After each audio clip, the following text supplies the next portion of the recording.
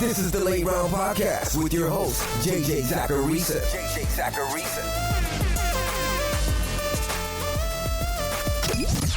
What's up, everyone? It's JJ Zacharisa, the editor-in-chief at FanDuel and at numberfire.com, and this is episode 410 of the Late Round Podcast, with many shows that are part of the FanDuel Podcast Network.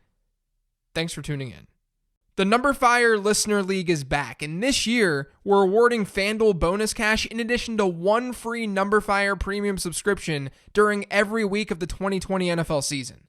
All you have to do is enter the FanDuel Podcast Network Listener League for free and finish in the top 10 to win bonus cash. First place wins a premium subscription to Number Fire, a $120 value. So what are you waiting for? Don't miss your chance to become a premium member at no cost. To enter for free, visit fanduel.com/league/podcast. Eligibility restrictions apply. The first question this week is from @MixedSalmonBeer. When you do 15 transactions, my favorite pod of the week, thank you, can you give some guidance on the buys, i.e., if it's a short-term buy, rest of season buy, end of bench stash, immediate starter, etc.? Thanks. So I wanted to start off today's show with this one to say that yes, I will absolutely try to be more cognizant of this. Of course. I thought I already did this, like the Daniel Jones transaction from Tuesday, where I noted that he was a sell, not because of his season-long value, but because of the first 3 games of the season for the Giants, or how Malcolm Brown wasn't something that you should be adding over the other players on this week's list. But yes, I will try to be very clear with each player if it's not obvious moving forward. The next question is from @thathat. How long are you willing to wait on ambiguous backfields to turn out a breakout before you chalk them up to being regular old committees? What are you looking for besides player X's snaps and touches increasing week to week, and how much does it change team to team? This is one of those questions where you're not going to get a very clear-cut answer, but I'll at least try. You have to look at factors like backfield competition, trends in snaps and touches like you said, and the player itself. If a player is rising, like if a player is a rookie and his competition is a veteran who we know is nothing but an average running back, then there's always a chance that rookie emerges, especially if that rookie has been more effective as a runner than his veteran counterpart, and that he's been getting positive love from the team, and that he's seeing more and more snaps. All of those things matter. And guys, use your eyes. I know I'm a data-oriented analyst, but I don't just ignore what my eyes tell me. If a player is clearly the best running back in his backfield through the eye test, then you have that going for him too. We may not see a player emerge from some teams, but a lot of times, players and committees can still be useful in fantasy football. And you know there's upside with a player in a good committee if one of his teammates gets hurt. He's got that handcuff upside. So there's not a go-to answer for this. I get questions like this a lot though. It's going to be case by case. But hopefully that overall framework helps in some way. This next question is from @Brandon_Warren. Who is this year's week 1 revelation a la Philip Lindsay? So I got this question last year. Maybe it was from you, Brandon. And I'm going to backpat myself for a second because one of the players that I called out in my answer was Raheem Mostert. I don't like doing that very often, but I at least want to call that out, that I got very, very lucky last year. And that means that I'm going to regress this year. But I do think that James Robinson is a logical choice since he's an undrafted guy and he's going to get a shot here in week 1. He's someone that my prospect model liked because of his crazy production at Illinois State. It's not as fun of an answer this year, but because of the way the offseason went, we don't have as many undrafted choices as we typically might.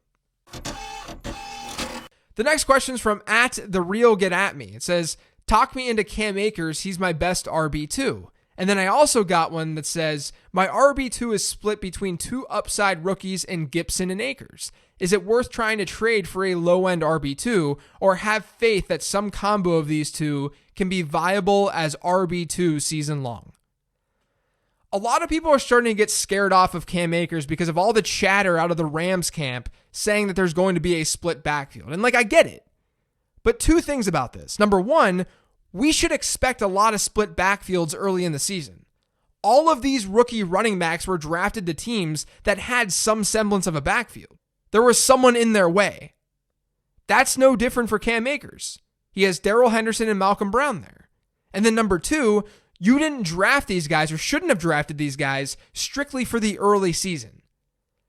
I also think it needs to be said that getting low-end RB2 production isn't very significant or meaningful in fantasy football. A player like Cam Akers is going to be able to give you that type of production even in a split backfield, or at least have the opportunity to.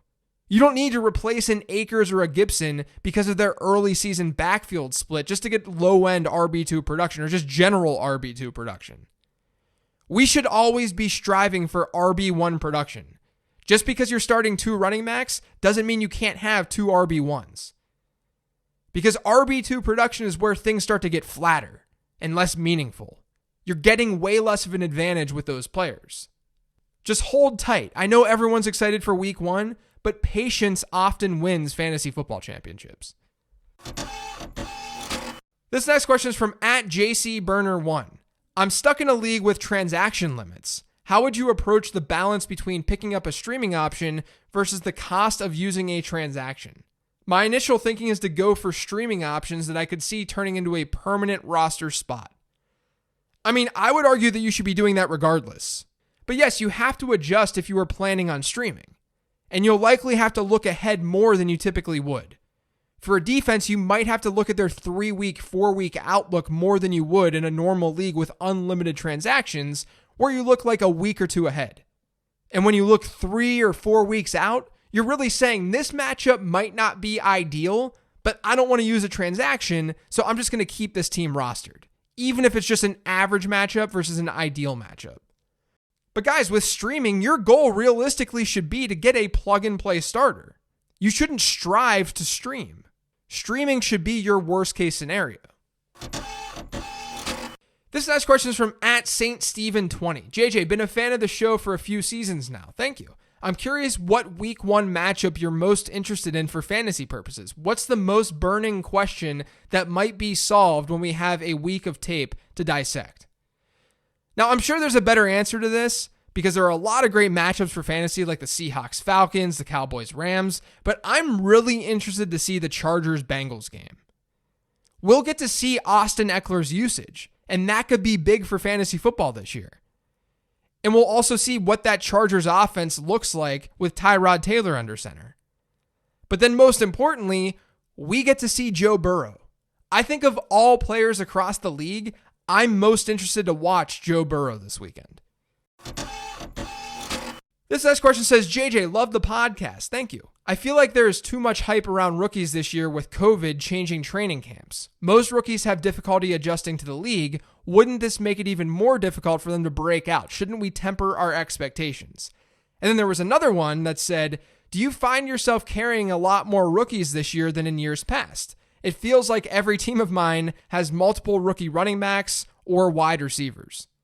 Yeah, I mean, I said this throughout July and August, but I didn't treat rookies drastically different this year because their average draft positions largely reflected our concerns about them not getting a lot of reps. I'm fine with taking a chance on rookies in the later rounds, especially because this was a really, really good draft class. I think that's often lost with these discussions. The wide receiver class this year was awesome, and the running back class was really good too. This isn't the same vibe that we had last year. Even though last year we saw the wide receiver class overperform and really come through with some studs.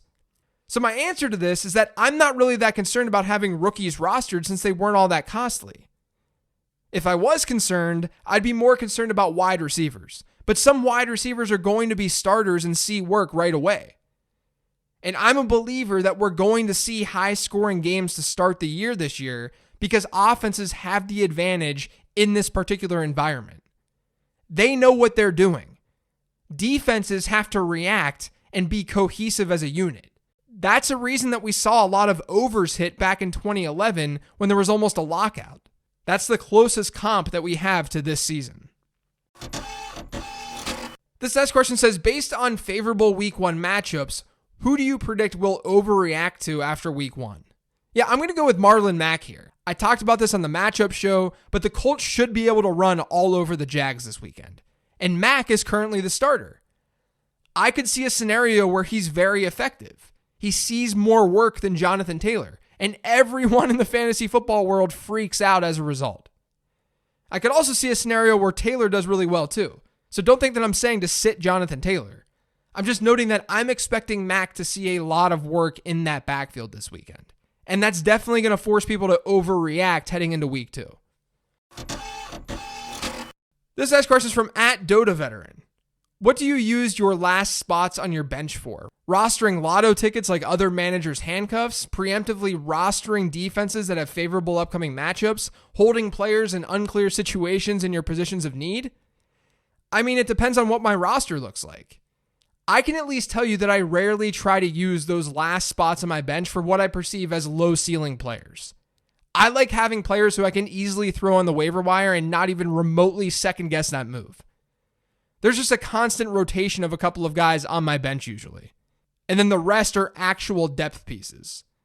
But it also depends. If my team is competitive and I'm in a great spot, I'll handcuff my own running backs. Usually that happens later in the season. If I need a miracle, I'll go with the more higher variance approach of handcuffing someone else's running back. Basically what I'm saying here is I don't think it's good to manage your bench without it reflecting what's going on with your starting roster. This next question is from @Yeef13. How concerning is Antonio Gibson being listed as the number 2 running back on the Washington depth chart? I'm not concerned at all. I'm not really concerned about any depth chart that comes out before week 1. This sort of plays into what I talked about earlier, but we should be expecting a lot of committees here in week 1. And Antonio Gibson is going to be in a committee.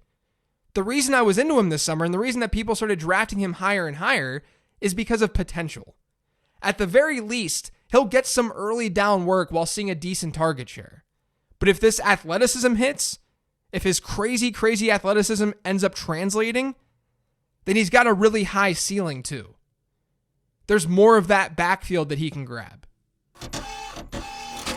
This next question says, Hey, JJ, how confident are you that J.K. Dobbins will actually take over the Ravens backfield? And if he does, how many carries do you think he'll get per game? It seems unlikely that they would just completely bench Ingram, so couldn't there be a scenario where both get low touches? Yeah, absolutely. I think the most likely scenario for the Ravens backfield this year is that there's a full-blown committee, where Ingram leads that committee to start the year, and Dobbins slowly takes over as the 1A in that backfield as the season moves on. But yeah, I think Dobbins needs an Ingram injury for him to be really fantasy relevant. Like RB1 fantasy relevant. He'll probably be fine as a flex, but that's part of the reason I was drafting Antonio Gibson over J.K. Dobbins even before the Adrian Peterson news. I just saw a much more usable player without an injury. Now, I don't mind Dobbins in redraft per se, because there is upside there. And maybe he does end up owning that backfield. I don't know for sure. I just think he's a much better dynasty asset right now because he could absolutely run away with that backfield after this season. This last question is another one about my boy James Robinson. How excited should people get about James Robinson being the starting running back in Jacksonville? Is his projection any better than Leonard Fournette's was? Okay, so I'm a James Robinson truther, I guess. He was someone that my model liked. I talked about him on this show pre and post draft. He's a very intriguing prospect because his production profile was awesome at a small school. But I do think that we need to be realistic here and temper expectations. I would be shocked, in the best way, but I would be shocked if James Robinson has anything close to a Leonard Fournette workload in Jacksonville this year. It seems like they're going to use Laviska Shenault a bit and get creative with him, and then Chris Thompson is there as a pass catcher. Do I think James Robinson is a 3-down skill set? I do. At least his profile tells me that. But he went undrafted, so the odds are already really stacked against him, and he's not the best athlete in the world. Even though I don't get overly concerned with measurables, I do think it could end up limiting James Robinson's ceiling. Robinson is the right guy to have on your bench right now, especially because he's going to get some run here in week 1. And we can see the type of workload that he gets and how effective he is with that workload. Definitely stash him, see how he does, and hope that he surprises all of us. Because I do think he's a good prospect, and I did think that he should have been drafted.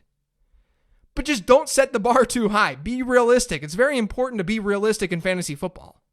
And realistically, he's an undrafted guy with a satellite back in his backfield on a really bad team. That's not the best recipe for success.